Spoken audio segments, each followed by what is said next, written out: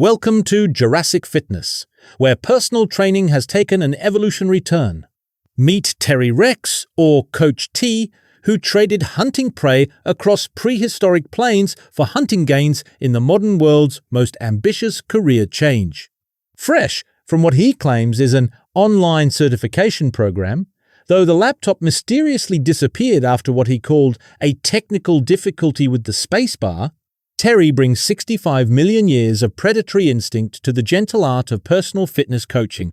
Dave Thompson, the gym's increasingly anxious facility manager, is managing this prehistoric professional. His job description has recently expanded to include Dinosaur Human Relations Coordinator and Tail Damage Assessment Specialist. Dave's morning routine now involves calculating the structural integrity of exercise equipment versus Terry's enthusiasm. Then there are Terry's brave clients. There's Mike from accounting, who signed up thinking dinosaur training was a metaphor. The yoga instructor, Sarah, is still trying to teach Terry mindful breathing despite his tendency to roar during meditation. And Brad, the bodybuilder, whose protein shake consumption has doubled since Terry started chasing him around the track for cardio motivation. The maintenance team, led by veteran equipment specialist Jim Martinez, has developed a new appreciation for job security.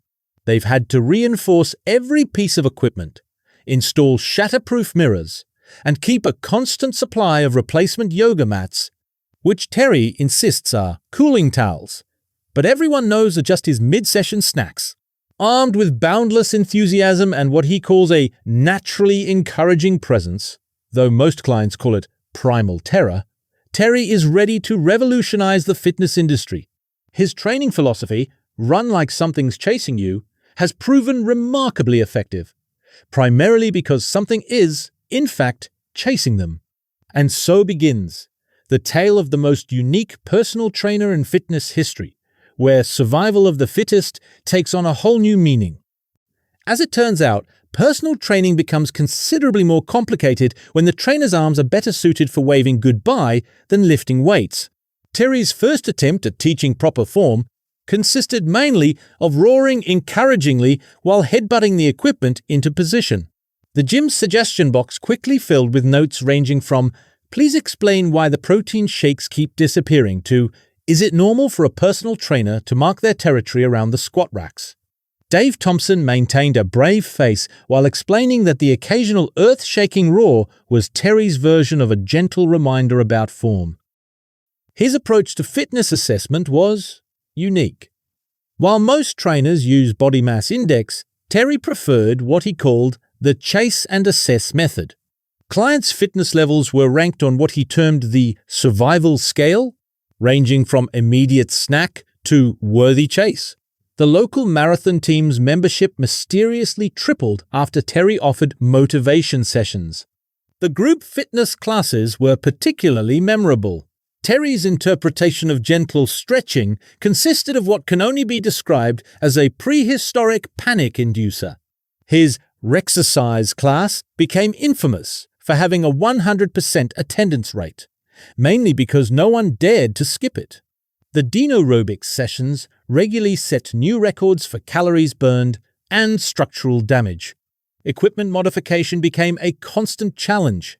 Resistance bands lasted approximately 2.3 seconds in Terry's tiny grip. Dumbbells proved challenging with his limited arm reach, and the less said about his attempt to demonstrate proper jump rope technique, the better. The gym had to special order reinforced equipment after Terry accidentally treated the leg press machine the third time like a chew toy. His spin class quickly gained notoriety.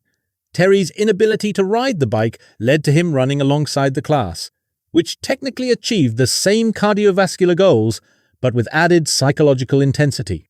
The gym had to install specially reinforced flooring after what became known as the Tuesday morning tremor. Spotting techniques required creative adaptation. Unable to use his arms effectively, Terry developed what he called the nose assist method, which worked surprisingly well until his hay fever acted up. The gym's insurance provider had to create an entirely new category of coverage called Prehistoric Personal Training Incidents. Nutrition counseling proved equally challenging. Terry's meal plans invariably included fresh hunt and raw protein surprise. His attempt at teaching proper portion control was somewhat undermined by his habit of swallowing the demonstration plates whole. The gym cafe had to revise its menu to include regular and T-Rex-sized portions. Progress tracking became an adventure in itself. Terry's assessment notes consisted mainly of claw marks and what appeared to be bite-based ratings. His before and after photos were consistently blurry, primarily because clients couldn't stop running during the aftershots. The gym's digital tracking system had to add a new metric for minutes spent fleeing in terror, which, surprisingly, proved to be an excellent measure of cardiovascular improvement. And yet, somehow, something remarkable was happening through all the chaos and destroyed equipment. Clients were getting into the best shape of their lives, though whether from the actual training or the constant state of flight or fight response remained debatable. It all culminated during the annual citywide fitness championship, where Terry was scheduled to showcase his revolutionary prehistoric power training method. The event organizers, somehow having misinterpreted T-Rex trainer as Texas trainer, were woefully underprepared for what followed. In what would later be known as the Great Gymnastics Incident of 2025, Terry demonstrated all his signature moves in one grand performance. His routine included the Raptor Rampage, high-intensity interval fleeing, the Extinction Event, extreme circuit training, and his piece de resistance, the Jurassic Burpee.